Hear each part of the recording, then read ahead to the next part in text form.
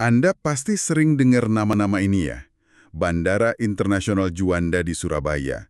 Terus ada Taman Hutan Raya Insinyur Haji Juanda di Bandung. Stasiun Juanda di Jakarta. Atau mungkin pernah pegang uang Rp50.000 terus lihat wajah beliau di sana. Pernah kepikiran nggak sih? Kenapa ya nama Juanda ini kok kayaknya dihormati banget gitu? Sampai diabadikan di banyak tempat penting. Iya, iya, banyak sekali memang. Nah, hari ini kita mau coba kupas lebih dalam lah ya, sosok di balik nama besar itu. Insinyur Haji Juanda Kartawijaya. Kita udah kumpulin nih beberapa sumber, dari biografi sampai artikel-artikel soal perjalanan hidup sama kontribusi beliau. Menarik nih. Misi kita kali ini ya, pengen bener-bener paham siapa sih Juanda ini, latar belakangnya gimana, pendidikannya kayak apa, pengabdiannya apa aja, dan yang paling penting nih, kenapa deklarasi Juanda yang beliau cetuskan itu jadi momen penting banget yang secara gimana ya, secara mendasar mengubah cara kita lihat peta dan kedaulatan Indonesia. Siap ya? Yuk kita mulai. Siap, mari kita bedah. Oke, kita mulai dari akarnya dulu ya. Juanda ini lahir di Tasikmalaya, Jawa Barat. Tanggalnya 14 Januari 1911. Beliau putra pertama dari Raden Kartawijaya, seorang mantri guru, wah itu jabatan pendidik terpandang ya zaman dulu, di HIS, Sekolah Buat Pribumi, dan ibunya Nimonat. Kelihatan ya, datang dari keluarga terpandang, pasti akses pendidikannya bagus saat itu. Betul, betul. Latar belakang keluarga memang ngaruh banget ke kesempatan pendidikan di era kolonial. Perjalanan pendidikannya ini juga, wah, menarik banget loh. Awalnya kan di HIS, tempat ayahnya ngajar, terus pindah ke ELS, itu sekolah Eropa. Nah, ini nunjukin privilege-nya nih. Iya, LS itu kan standar Eropa. Lanjut lagi ke HBS di Bandung, sekolah menengah elit yang gedungnya sekarang jadi kompleks SMA 3 sama 5 Bandung yang terkenal itu. Dan puncaknya, beliau lulus dari THS Bandung yang sekarang jadi ITB tahun 1933. Gelarnya insinyur sipil, spesifiknya di teknik pengairan dan jalan. Keren ya, jalurnya elit banget pada masanya. Iya, pendidikan barat yang sangat berkualitas ini. Jelas membentuknya jadi seorang teknokrat yang cakep ya. Tapi yang bikin sosoknya makin menarik nih, di tengah sibuknya sekolah, Juanda muda ini ternyata aktif juga loh di organisasi non-politik. Sumber-sumber nyebutin Paguyuban Pasundan sama Muhammadiyah. Oh ya, bahkan sempat jadi pimpinan sekolah Muhammadiyah. Ini nunjukin sisi lain dari dirinya kan. Ada kepedulian sosial, keagamaan yang kuat sejak awal. Nggak cuma fokus ke ilmu teknik aja. Nah, ini nyambung nih ke cerita yang menurut saya cukup menggambarkan karakternya. Waktu baru lulus dari THS, kan beliau dapat tawaran tuh jadi asisten dosen di kampusnya. Iya, iya. Gajinya pasti lebih gede, prestisinya juga tinggi kan. Tapi tahu nggak, beliau malah milih jadi guru di SMA Muhammadiyah Jakarta. Dengan gaji seadanya. Ini kayak nggak sih kita clue awal gitu ya soal prioritas beliau. Pengabdian kayaknya lebih penting dari materi. Gimana menurut Anda? Itu poin yang sangat bagus. Pilihan itu memang nunjukin karakter yang gimana ya, nggak biasa. Apalagi buat lulusan sekolah teknik bergengsi waktu itu. Ada idealisme, ada komitmen sosial yang kuat di sana. Dan ini nanti kelihatan terus di karirnya di pemerintahan. Oke deh. Nah, setelah sekitar 4 tahunan ngajar Juanda ini, banting setir nih, masuk ke dinas pemerintahan. Sekitar tahun 1937 atau 1939 gitu, beliau mulai kerja di Jawatan Irigasi Jawa Barat di bawah Departemen Pekerjaan Umum Provinsi Jawa Barat zaman Hindia Belanda. Katanya juga sempat aktif sebagai anggota Dewan Daerah Jakarta. Nah, perannya jadi krusial banget pas Indonesia merdeka. Ada satu momen kunci nih, tanggal 28 September 1945. Juanda ini ternyata mimpin para pemuda ngambil alih jawatan kereta api dari Jepang. Wah, Ini bukan tindakan kecil loh ya. Kereta api itu kan urat nadi transportasi sama logistik negara yang baru lahir. penting banget itu. Nah, karena berhasil, pemerintah RI langsung nunjuk beliau jadi kepala jawatan kereta api buat wilayah Jawa dan Madura. Dari sini karirnya di pemerintahan RI bener-bener wush, melesat. Pantes ya, sumber-sumber sering banget nggambarin beliau sebagai abdi negara, abdi masyarakat teladan. Pemimpin yang luas katanya, bisa diterima semua kalangan, dari istana sampai rakyat biasa. Saking kompeten dan fleksibelnya ini, beliau sering banget dipindah-pindah tugas antar kementerian. Iya. Sampai-sampai wartawan ngasih julukan Menteri Maraton. Agak lucu sih julukannya, tapi nunjukin betapa dibutuhkannya beliau di banyak pos ya. Julukan itu pas banget sih. Pengalamannya luar biasa luas, nyakup sektor-sektor strategis. Kalau kita lihat ya, beliau pernah pegang infrastruktur vital, Menteri Perhubungan, Menteri Pekerjaan Umum, beberapa kali malah. Terus masuk ke jantung pertahanan negara, jadi Menteri Pertahanan, ke ekonomi juga, jadi Menteri Keuangan. Jadi nggak cuma teknis pengairan atau jalan, tapi udah ke strategis dan makro. Lengkap banget ya. Dan jangan lupa, di panggung internasional juga ada perannya. Pas KMB, Konferensi Meja Bundar, beliau jadi Ketua Panitia Ekonomi dan Keuangan Delegasi Indonesia. Posisi kunci itu, ikut ngebantu kita dapat pengakuan kedaulatan dari Belanda.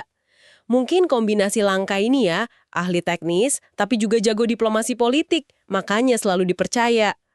Soal kesetiaannya pada Republik juga, wah nggak main-main. Pernah dengar cerita pas agresi militer II Belanda? Itu kan 19 Desember 1948. Juanda termasuk tokoh yang ditangkap Belanda. Oh iya, betul.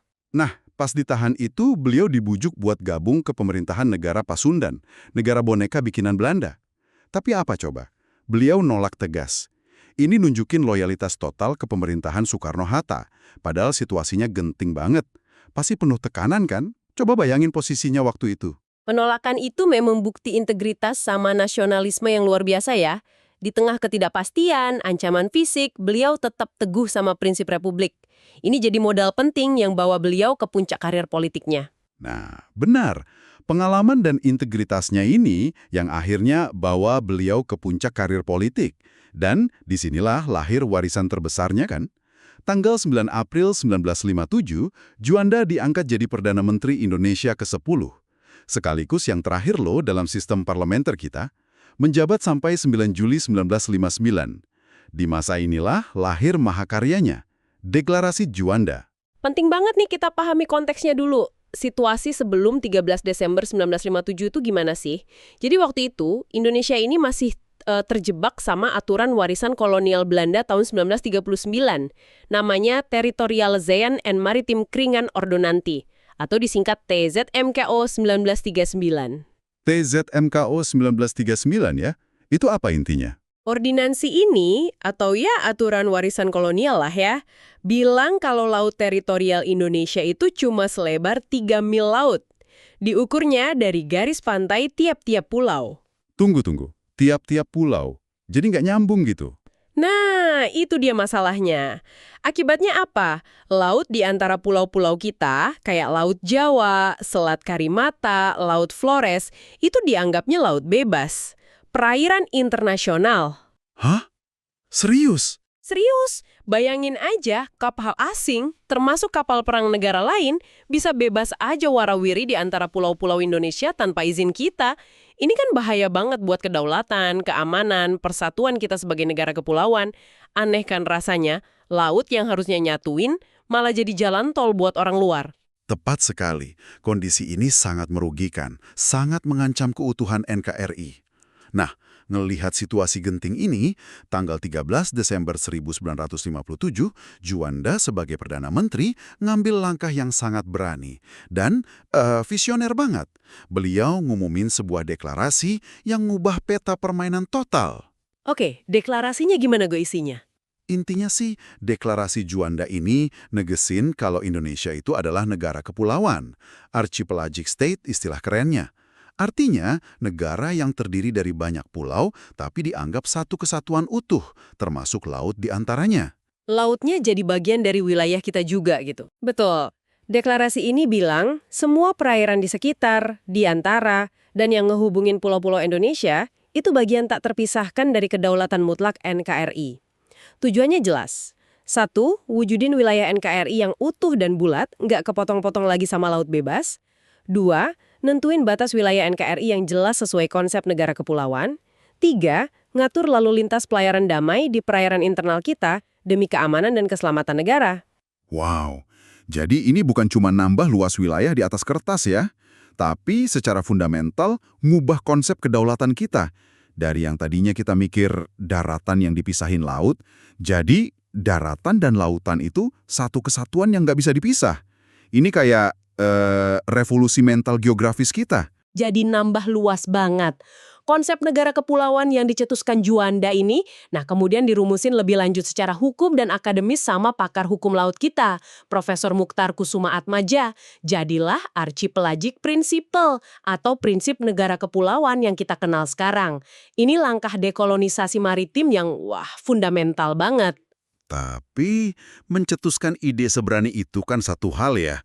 Bikin dunia internasional ngakuin, apalagi negara-negara maritim besar yang udah enak sama konsep laut bebas, pasti perjuangannya berat banget ya. Oh, tentu saja. Berat dan panjang. Butuh waktu dan perjuangan diplomasi yang alot banget. Setelah deklarasi, langkah pertama ya dikukuhin dulu di hukum nasional kita. Itu lewat Undang-Undang Nomor 4 Tahun 1960. UU No 4 tahun 60 ya? Iya. UU ini netapin cara narik garis pangkal lurus, straight baselines namanya, yang nyambungin titik terluar pulau-pulau terluar kita. Nah, laut teritorial diukur 12 mil dari garis pangkal ini. Perairan yang ada di dalam garis pangkal itu namanya perairan Nusantara, Archipelagic Waters. Di situ kedaulatan Indonesia penuh, tapi tetap ngejamin hak lintas damai, right of innocent passage, buat kapal asing.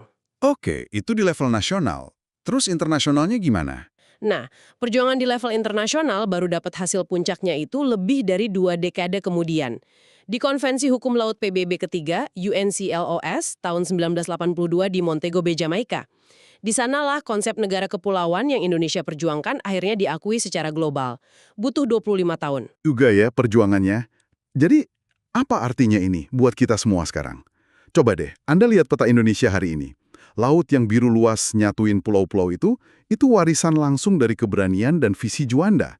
Tanpa deklarasi itu, mungkin peta kita beda banget loh. Sangat mungkin. Ini bukan cuma soal garis batas kan ya, tapi nyangkut pengelolaan sumber daya laut kita yang kaya banget, strategi pertahanan maritim, jalur pelayaran ekonomi, bahkan cara kita mandang diri sendiri sebagai bangsa maritim terbesar dunia. Betul nggak? Sangat betul. Deklarasi itu membentuk realitas geografis politik Indonesia modern kita. Sayangnya ya, Insinyur Haji Juanda Kartawijaya nggak sempat nyaksiin pengakuan internasional penuh atas gagasannya.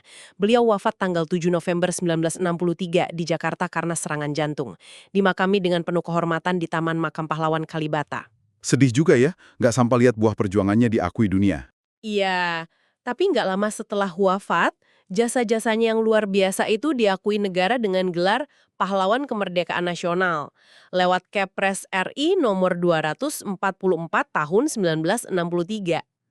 Tapi warisannya berhidup ya sampai sekarang. Kita lihat aja, Bandara Internasional Juanda di Surabaya, itu dinamain gitu karena beliau yang perjuangin pembangunannya pas jadi Menteri Perhubungan. Oh gitu ceritanya. Iya, terus Taman Hutan Raya di Bandung yang adem itu, peresmiannya kebetulan pas hari beliau wafat, jadi dinamain Tahura Juanda. Belum lagi nama jalan protokol di banyak kota, stasiun kereta penting di Jakarta, sampai wajah beliau di uang Rp50.000 emisi 2016 sama 2022. Ini nunjukin betapa dalamnya ya apresiasi kita. Dan jangan lupakan yang paling simbolik, tanggal 13 Desember. Hari Deklarasi Juanda dicetuskan itu, sekarang kita peringati sebagai Hari Nusantara. Ini ditetapin lewat Kepres 0126 tahun 2001 setelah dicanangkan Presiden Abdurrahman Wahid tahun 1999. Peringatan ini khusus buat ngingat lagi arti penting deklarasi itu buat kesatuan dan kedaulatan Indonesia. Jadi kesimpulannya nih ya, kita udah telusuri perjalanan Insinyur Haji Juanda Kartawijaya. Sosok teknokrat cerdas, lulusan sekolah teknik terbaik, birokrat pekerja keras yang ngabdi di banyak pos penting sampai dapat julukan Menteri Maraton. Dan puncaknya, seorang negarawan visioner yang berani dobrak aturan lama demi nyatuin bangsanya. Deklarasi Juanda, karya terbesarnya, secara hukum dan konseptual berhasil ngijahit daratan dan lautan Indonesia jadi satu kesatuan Nusantara yang utuh dan berdaulat. Memang, deklarasi Juanda itu tonggak sejarah yang ngukuhin batas hukum maritim kita sebagai negara kepulauan terbesar di dunia. Kedaulatan kita di laut jadi jelas, diakui dunia. Tapi, nah ini, keberhasilan hukum ini justru buka babak baru. Munculin pertanyaan lanjutan yang relevan banget buat Anda renungkan nih. Oke, batas legalnya udah jelas. Wilayah laut kita luar biasa luas. Tapi tantangan nyata apa aja yang kita hadapi sekarang? Tantangan masa kini ya? Iya. Gimana kita mastiin bisa ngelola kekayaan laut ini secara berkelanjutan? Gimana ngelindungin kedaulatan kita dari ancaman-ancaman baru? gimana negakin hukum di wilayah segitu luas. Dan yang paling penting, gimana caranya biar manfaat status negara kepulauan ini benar-benar dirasain secara adil oleh seluruh rakyat Indonesia. Dari Sabang sampai Merauke, dari Miangas sampai Rote. Wah, itu pertanyaan yang dalam banget. Dan penting banget buat jadi bahan pemikiran kita bersama ya. Oke deh, terima kasih sudah nyimak penelusuran mendalam kita kali ini tentang Insinyur Haji Juanda dan Deklarasi Juanda. Semoga obrolan kita nambah wawasan Anda tentang salah satu pilar penting yang ngebentuk Indonesia yang kita kenal sekarang. Sama-sama, semoga bermanfaat.